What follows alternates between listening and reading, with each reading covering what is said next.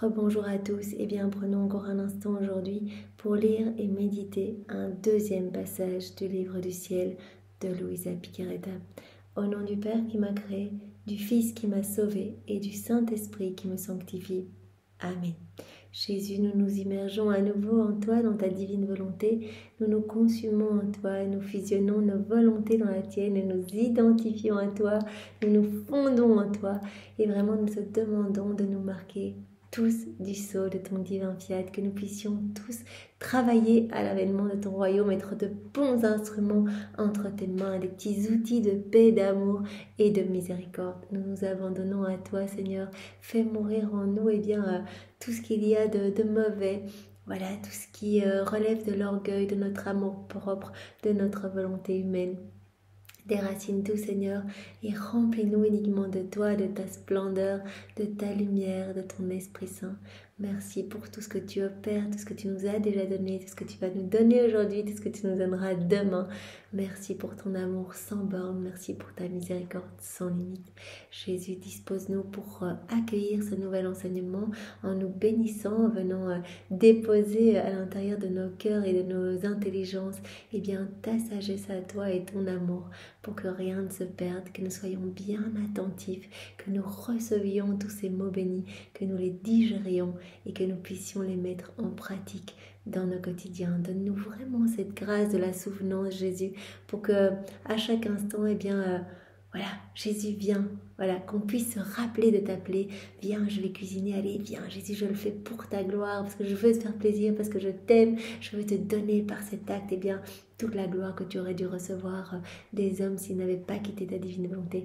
Viens, Jésus, on va marcher ensemble, viens mettre tes pas dans les miens, je veux te glorifier, que chacun de mes pas soit un milliard de je t'aime pour toi, que chacun des pas des passants que je croise, puisse être acte d'adoration, de louange, de bénédiction.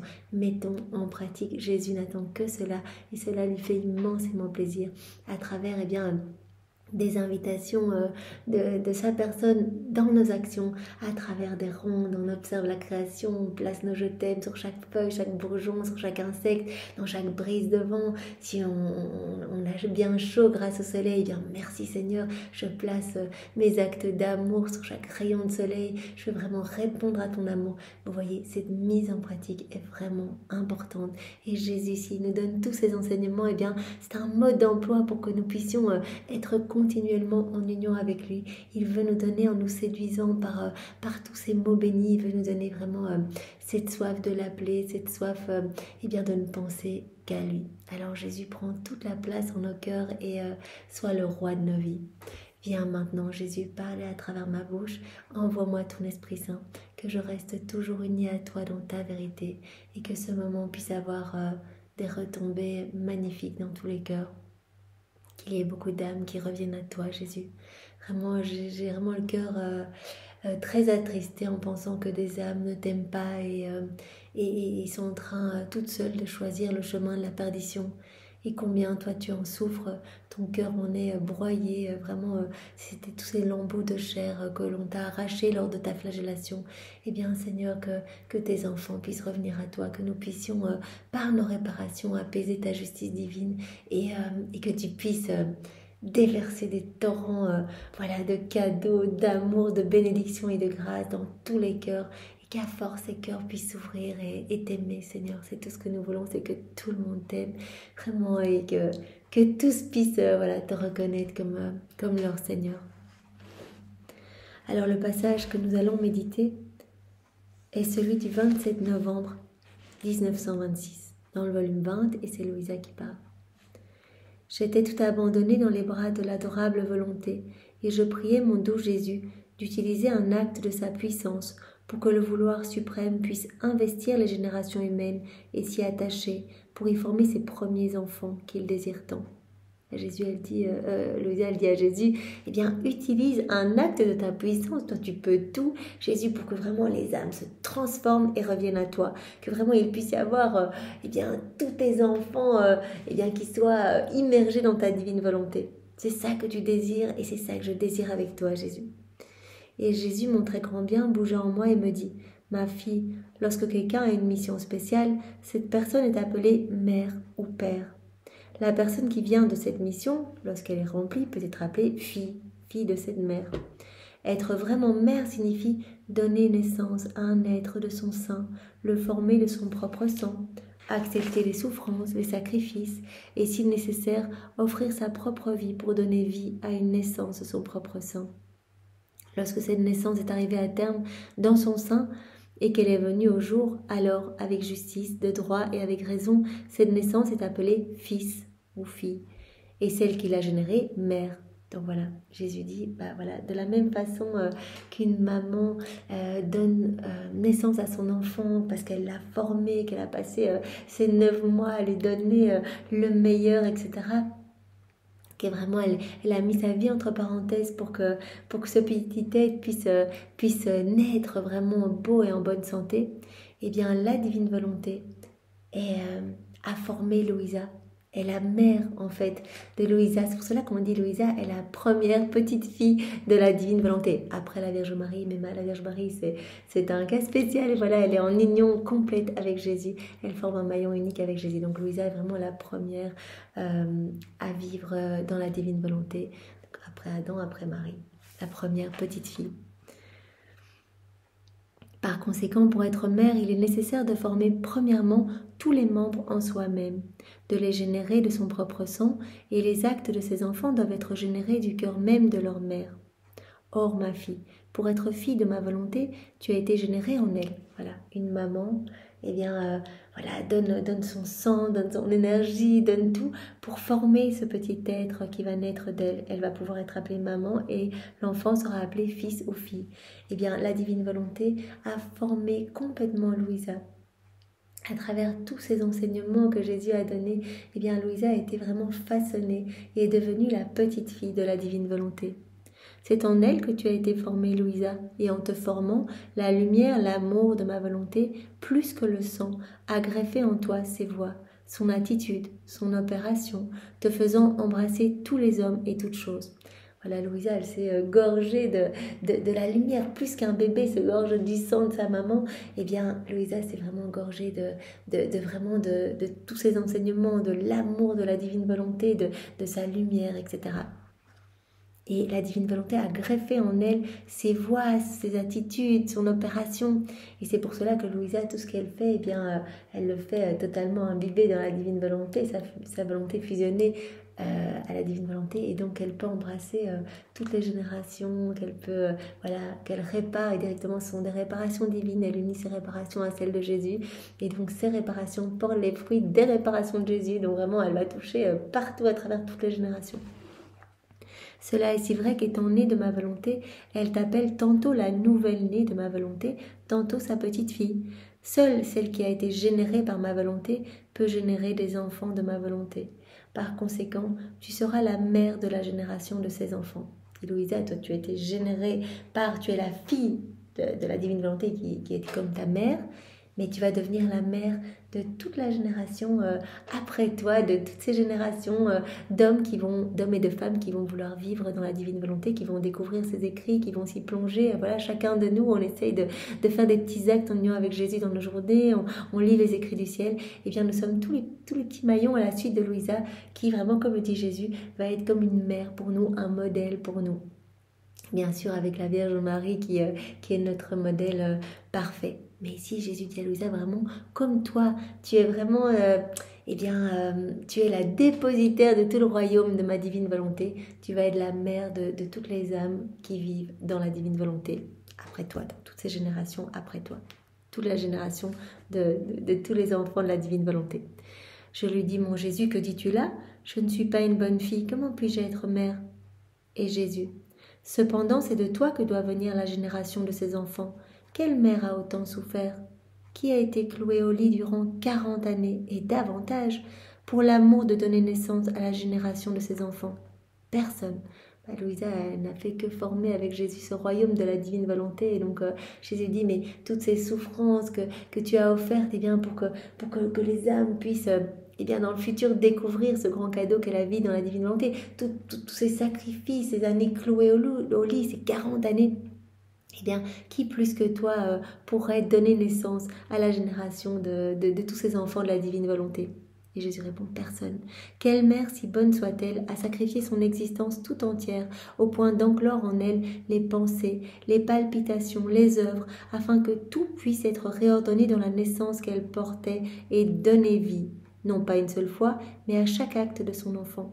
Voilà, Louisa, par ses rondes, elle donne de l'amour au nom de tous, elle répare au nom de tous pour nos mauvais regards, nos mauvaises pensées, nos mauvaises paroles. Donc vraiment, elle refait exactement comme Jésus l'a fait, elle va refaire nos actes, elle va offrir vraiment de la réparation, elle va permettre à Jésus de continuer ses réparations à travers son humanité. Personne que toi n'a fait plus. Toi-même ne sens-tu pas en toi les générations de ces enfants en suivant leurs pensées, leurs paroles, leurs œuvres et leurs pas pour les réordonner tous dans ma volonté? Voilà, c'est ça que Louisa, elle fait. Elle réordonne tout ce qu'on fait un peu de travers, elle répare, elle demande pardon à Jésus au nom de tous, elle bénit au nom de tous, elle donne de l'amour à Jésus au nom de tous, elle donne de la gloire à Jésus au nom de tous, etc. Donc elle nous réordonne dans la divine volonté. Ne te sens-tu pas toi-même vouloir donner vie à tous, pourvu qu'ils connaissent ma volonté et soient régénérés en elle? Tout ce que tu fais et que tu souffres n'est rien d'autre que la formation et la maturation de cette naissance. Toutes tes souffrances, Louisa, toi qui es clouée au lit, qui ne peut rien faire, qui ne voit personne, qui est dépouillée de tout, etc. Ces souffrances à écrire, pour Louisa, c'est vraiment une torture parce qu'elle n'a été jusqu'en première primaire. Donc pour elle, c'est vraiment, elle le dit souvent à Jésus, ça me demande vraiment, c'est un sacrifice que je fais. Eh bien, toutes ces souffrances servent à la formation et à la naissance de tous les enfants qui vont vivre dans la divine volonté. Donc vraiment à la formation de ce royaume. C'est pourquoi je t'ai souvent dit que ta mission est grande, sans égale, et demande la plus grande attention. Après quoi, je me sentais oppressée parce que j'avais appris que le révérend père Maria di Francia faisait publier les mémoires de mon enfance et tout ce qui la suit. Donc Louisa, elle est vraiment... Elle est tellement humble, elle ne veut pas qu'on parle d'elle, elle ne supporte pas que, elle veut bien que l'on parle de ses échanges avec Jésus, etc., de ce que Jésus lui a enseigné. Mais elle dit, parler de mon enfance, faut pas exagérer, moi j'ai pas envie d'être vraiment à la vue de tous, que tout le monde puisse lire mes pensées quand j'étais petite, etc. Je disais à mon bien-aimé Jésus, mon amour, regarde un peu ce que tu me fais. En faisant connaître ce que tu m'as dit au sujet des vertus et de ton adorable volonté, ils ajoutent maintenant ce qui me concerne, mon enfance, ma vie, etc. Et ils pourraient au moins faire cela après ma mort. Pas maintenant. Je suis seule à connaître cette confusion et cette grande peine. Mais pour les autres, rien. Louisa, elle regarde un petit peu les autres mystiques et elle se dit, mais en fait, finalement, moi, je suis la seule. On dévoile de mon vivant directement, non seulement ma relation avec Jésus, tout ce qui est dit, etc., mais on dévoile aussi des choses intimes de ma vie. Et voilà, ça la dérange d'être vraiment au vu de tous et que tous puissent connaître sa vie alors qu'elle est encore sur la terre, qu'elle est encore en vie. Ah, Jésus, donne-moi la force de faire ta sainte volonté également cela. Et Jésus, me prenant dans ses bras pour me donner de la force, toute bonté, me dit « Ma fille, ne t'afflige pas tant. Tu dois savoir que les autres saintetés sont de petites lumières formées dans l'âme, et ces lumières sont susceptibles de croître ou de décroître, et même de s'éteindre. Par conséquent, il n'est pas juste de le mettre par écrit lorsque la créature vit encore dans le temps, avant que la lumière ne soit plus sujette à s'éteindre après son passage dans l'autre vie. » Jésus dit, mais toi, c'est pas la même chose. Toi, vraiment, tu es la dépositaire de tout mon royaume. Tu formes ce royaume de la divine volonté avec moi. Ce royaume tellement important qui est l'aboutissement du fait de la création, de la rédemption. C'est vraiment le plan de Dieu de toute éternité. Tandis que les autres mystiques, finalement, sont... Toi, tu es comme le grand soleil de ma divine volonté, et les autres sont comme de toutes petites lumières, qui peuvent croître, décroître, qui sont sujets à s'éteindre, etc. Donc, ça n'a pas de sens qu'on en parle durant leur vivant. Quelle impression ferait-on si l'on apprenait que cette lumière a cessé d'exister ? Puisque vraiment, c'est sujet à l'exercice de vertu, etc., cette sainteté humaine. Eh bien, si maintenant on en parlait du vivant de la personne sainte, et puis en fait qu'après elle ressombrait complètement dans le péché, qu'elle lâchait tout, eh bien quelle impression cela ferait, dit Jésus, puisque c'est sujet à la variation en fonction de l'exercice, de la constance dans les vertus, etc. Par contre, la sainteté de la vie dans ma volonté n'est pas une lumière, mais c'est un soleil. Il n'est par conséquent pas sujet à s'appauvrir en lumière ni à s'éteindre. Il n'y a pas de variation possible. C'est vraiment un immense soleil qui ne change pas, qui est marqué par l'immutabilité. Donc on dit ça, on peut en parler parce qu'il ne changera pas. Donc les petites lumières, elles sont, voilà, c'est constant, etc. C'est variable pour les petites lumières de la sainteté humaine. Et donc ça n'a aucun sens d'en parler du vivant. Il vaut mieux en parler, voilà, quand on est sûr que vraiment à la mort de cette personne, voilà, ce qu'elle a accompli, vraiment la petite lumière est là et passe dans l'éternel. Qui peut lui enlever une seule goutte de la lumière du soleil? Personne. Qui peut éteindre un atome de sa chaleur? Qui peut le faire descendre d'un millième de centimètre de la hauteur où il règne et domine la terre entière? Personne. Donc le soleil ne bouge pas, est constant, comme vraiment la vie dans la divine volonté, et comme voilà, Louisa qui forme ce royaume, et bien voilà, chaque acte devient un soleil en fait, devient divin, éternel. Donc il dit voilà, si on parle de toi maintenant, de toute façon il n'y a rien qui va bouger, vraiment on parle de quelque chose de tellement important. Si elle n'était pas le soleil de mon fiat suprême, je n'aurais pas permis qu'elle soit imprimée. Mais au contraire, je me hâte parce que le bien que peut faire un soleil ne peut pas être fait par une lumière. En fait, le bien d'une lumière est trop limité. Et ce n'est ni un grand bien s'il est exposé, ni un grand mal si on ne lui permet pas de s'élever. Si on en parle, pas spécialement un grand bien de la petite lumière, et si on n'en parle pas, c'est pas un grand mal non plus. Tandis que si on omet de parler voilà, de la divine volonté, de ça, Jésus est pressé en fait que sa divine volonté s'installe dans nos cœurs. Ça fait 6000 ans que la divine volonté est errante et attend de pouvoir s'installer à nouveau dans les cœurs. Donc il dit ne perdons pas de temps. Chaque jour c'est comme une lumière qui éclipse les ténèbres. Vraiment cette lumière vient tout balayer, tout nettoyer, vient tout purifier. Alors ne perdons pas ces moments précieux de cette lumière divine. Le soleil embrasse toutes choses, il fait du bien à tous. Et ne pas lui permettre de s'élever aussitôt que possible est un grand mal, et c'est un très grand bien de le laisser s'élever, même un jour plus tôt. Qui peut dire le grand bien qu'un jour ensoleillé peut produire? Bien plus encore si c'est le soleil de mon éternelle volonté. Voilà, faire connaître au plus vite la divine volonté, c'est ce que Jésus veut, parce qu'il se rend bien compte que toute la lumière qui émane de toutes ces connaissances, eh bien, cela va toucher les âmes, les transformer, et chaque âme qui va vivre dans la divine volonté va faire des actes divins, éternels. Toute cette lumière va petit à petit bien nettoyer bien les forces obscures ici-bas. Aussi, plus le retard est grand, plus il y a de jours ensoleillés enlevés aux créatures, et plus le soleil doit restreindre ses rayons à l'intérieur de notre patrie céleste. Voilà, je suis pressée que les hommes connaissent la divine volonté. C'est pour cela que même, voilà, maintenant j'ai inspiré à ton confesseur, donc le père Maria Di Francia, de déjà commencer les publications alors que tu as encore envie, parce que voilà, il faut que ça commence à se faire connaître, il faut que les âmes puissent se laisser transformer, il faut que vraiment ce soleil puisse vraiment se lever dans toutes les âmes. Chaque jour de perdu, c'est vraiment comme un jour sans soleil en fait. Mais en dépit de tout ce que Jésus disait, mon oppression continuait et mon pauvre esprit s'attristait à la pensée que ma pauvre et insignifiante existence, qui méritait d'être enterrée sans que personne ne remarque que j'avais été sur terre, devait être mise sous les yeux et entre les mains de Dieu sait combien de personnes. Mon Dieu, quelle tristesse! Mais c'est alors que mon toujours aimable Jésus se fit voir en moi, à plat ventre, comme si sa sainte humanité se faisait le fondement de ma pauvre petite âme.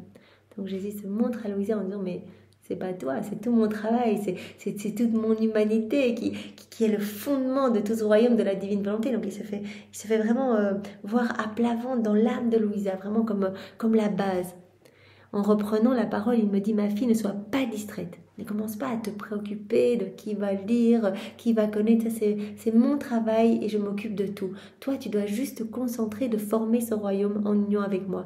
Ne sois pas distraite. Ne vois-tu pas que la fondation du royaume du fiat éternel en toi est formée par toute mon humanité?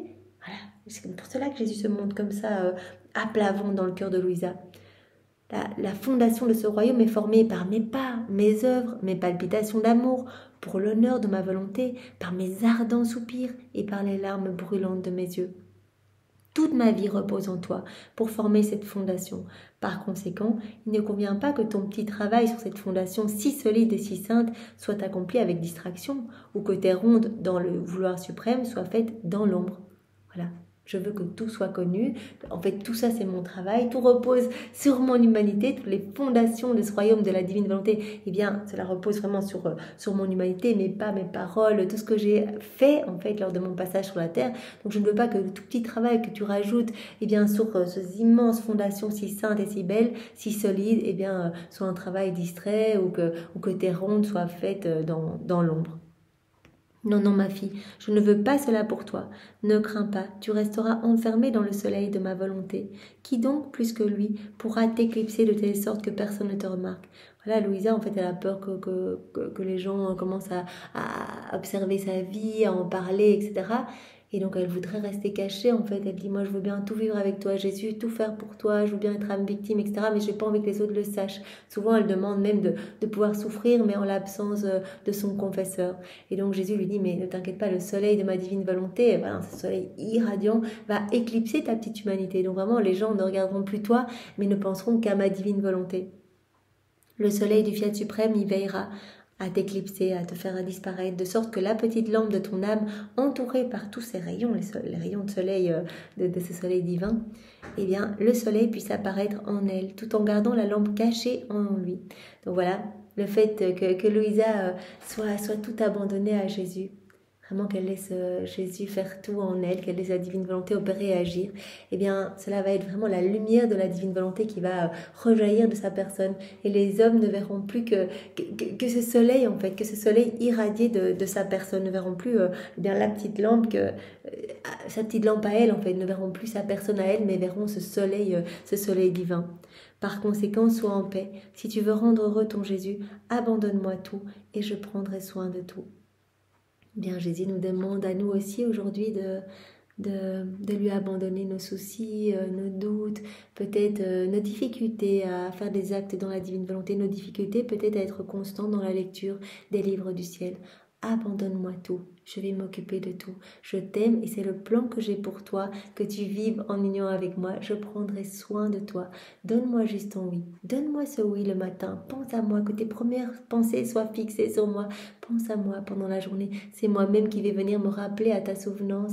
Et vraiment, le soir avant de t'endormir, eh bien, donne-moi encore ces actes d'amour, viens, prends-moi dans les bras et offre-moi ta nuit. Vraiment que je puisse faire de ta vie une prière continuelle. Donne-moi par ces gestes d'attention, par ces intentions de me faire plaisir, eh bien, donne-moi le droit d'agir en toi et je ferai de ton âme, eh bien, une merveille. Je m'occuperai de tout et je balayerai toutes les préoccupations, toutes les difficultés qui peut-être te submergent pour le moment.